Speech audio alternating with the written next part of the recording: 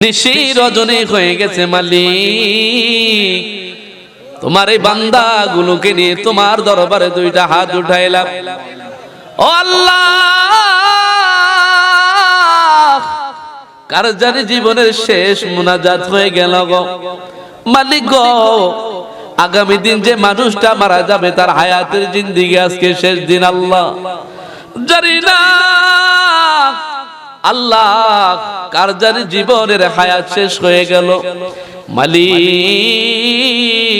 দীর্ঘ সময় তোমার বান্দাগুলো কোরআনের আয়াত হাদিসের আলোকে আলোচনা শুনলো গো আল্লাহ, দোয়ার উসিলায় প্রত্যেকের জীবনের তামাম গুনাহগুলো মাফ করিয়া দাও আল্লাহ। ইয়ার সবখানে কোটি কোটি গুণ বাড়ায় দিয়া রহমতের নবী, মায়ার নবী আল্লাহ, যে নবীটা কঠিন কিয়ামতের মাঠে আল্লাহ জাহান্নাম থেকে মানুষগুলোকে, উম্মতগুলোকে বেছে বেছে তোমার জান্নাতে নিবে আল্লাহ। ওই রহমতের নবী, মায়ার নবীর পাক রূপে আর হাদিয়া পৌঁছায়া দাও আয় রব্বুল আলামিন। খাস করে বাবা আদম থেকে শুরু করে এই পর্যন্ত যত নরনারী মুসলিমিন মুসলিমাত অন্ধকার কবরে ঘুমায় আল্লাহ, প্রত্যেকের কবরটারে জান্নাতুল ফিরদাউসের বাগান বানাইয়া দাও আয় রব্বুল আলামিন। খাস করে মালিক তাকিয়ে দেখো না মালিক আল্লাহ, কতগুলো যুবক নিয়ে তোমার দরবারে হাত উঠাইলাম মালিক। ও মালিক, আবু দাউদ শরীফের হাদিস পড়েছে মালিক, বৃদ্ধ মানুষ যখন তোমার দরবারে দুইটা হাত উঠায় আল্লাহ, তার হাত ফিরাইতে তোমার নাকি লজ্জা হয় মালিক। আল্লাহ তাকিয়ে দেখো কতগুলো বৃদ্ধ মানুষ নিয়ে তোমার দরবারে দুইটা হাত উঠাইলাম মালিক। আল্লাহ মায়া করে দয়া করে প্রত্যেকের জীবনের তামাম গুনাহগুলো মাফ করিয়া দাও আয় রব্বুল আলামিন। এই মজলিসের মধ্যে অনেকের আদরের মা নাই আল্লাহ, অনেকের আদরের বাবা নাই, দাদা নাই, দাদি নাই, ভাই নাই, বোন নাই গো। জানি না কেমন আছে ছোট মাটির ঘরে গো আল্লাহ, দোয়ার উসিলায় প্রত্যেকের কবরটারে জান্নাতুল ফিরদাউসের বাগান বানাইয়া দাও আল্লাহ। মদিনাওয়ালার রওজার সাথে প্রত্যেকের কবরের যোগাযোগের ব্যবস্থা করিয়া দেন আল্লাহ গো। এলগুল বাহাদিরিয়া মাদ্রাসাটাকে আপনি কবুল আর মঞ্জুর করে নেন আল্লাহ। আমার ভাই আল্লাহ জনাব মোহাম্মদ শাহজালাল পাটোয়ারিকে আপনি কবুল আর মঞ্জুর করিয়া নাও আয় রব্বুল আলামিন। যারা এই মাহফিলের জন্য আল্লাহ টাকা দিল আল্লাহ, যারা সাহায্য সহযোগিতা করল, মেধা দিয়ে বুদ্ধি দিয়ে সাহায্য সহযোগিতা করেছে আল্লাহ, এই সাহায্য সহযোগিতার উসিলায় কঠিন কিয়ামতের মাঠে তোমার আরশের নিচে তাদেরকে ছায়া দান করে দিও আয় রব্বুল আলামিন।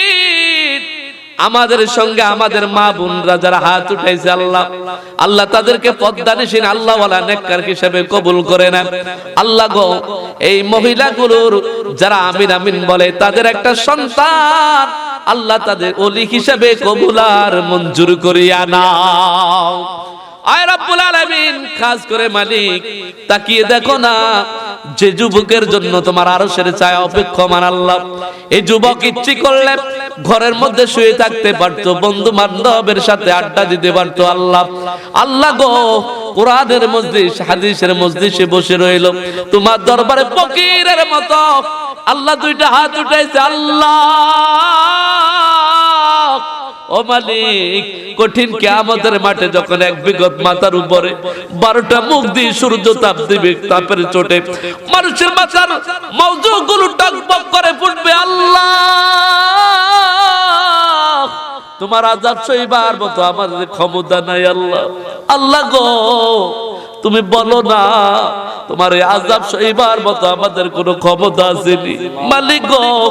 সামান্য একটু জ্বর হলে আমরা লড়তে পারি না আল্লাহ, জাহান্নামের আগুনে পালাইলে আমাদের উপায় বুদ্ধি থাকবে না মালিক। আল্লাহ তোমারে বলি নাই আমাদের বানাইতে, তোমার মায়া লেগেছো বানাইছো আল্লাহ। ইচ্ছে করলে কুকুর বানাইতে পারতা, গরু বানাইতে পারতা আল্লাহ। ভালোবাসিয়া আশরাফুল মাখলুকাত সৃষ্টির সেরা মানুষ বানাইছো আল্লাহ গো। ওই ভালোবাসার দাবি করে বলি আল্লাহ, তুমি আমাদের জীবনের তামাম গুনাহগুলো মাফ করিয়া দাও আয় রব্বুল আলামিন। হাদিস শরীফে পড়েছি আল্লাহ তোমার দরবার বাগাইয়া দেওয়ার দরবার না। মালিক গো, ছোটবেলায় যখন সন্তানরা অন্যায় করে মা জননী মেরে, মারার পরে সন্ধ্যার সময় যখন পিছনের দরজা দিয়ে মা বলে সন্তান ডাক দেয়, মায়ার কারণে মা জননী দরজা খুলে সন্তানটারে বুকের সঙ্গে জড়াইয়া ধরে। আল্লাহ আল্লাহ গো, তুমি তো আমাদের সেই মায়ের চাইতো আরো দয়া করে। আল্লাহ তুমি না আমাদের মাফ করলে কে মাফ করবে? আল্লাহ আল্লাহ তাকিয়ে দেখো না, ভিক্ষুকের মতো তোমার দরবারে দুইটা হাত উঠাইছে মানুষগুলো গো। আল্লাহ গো, তোমার কি মায়া লাগে না? আল্লাহ কি তোমার দয়া হয় না? তাকিয়ে দেখো না মালিক, দুনিয়ার কোন মানুষ তাদেরকে মারে না, জাহান্নামের আগুনের ভয়ে চোখের মধ্যে পানি চলে এসেছে। আল্লাহ কিয়ামতের কঠিন বাটে সূর্যের তাপের কথা স্মরণ করে চোখের মধ্যে পানি চলে এসেছে। আল্লাহ গো, তোমার হাবিব বলেছে যে চোখ দিয়ে পানি বের হয় জাহান্নামের ভয়ে, আল্লাহ ওই চক্ষু জাহান্নামে যাবে না। আল্লাহ তাকিয়ে দেখো না, কত মানুষগুলো তোমার দরবারে আল্লাহ ফকিরের মতো দুইটা হাত উঠাই কান্দে।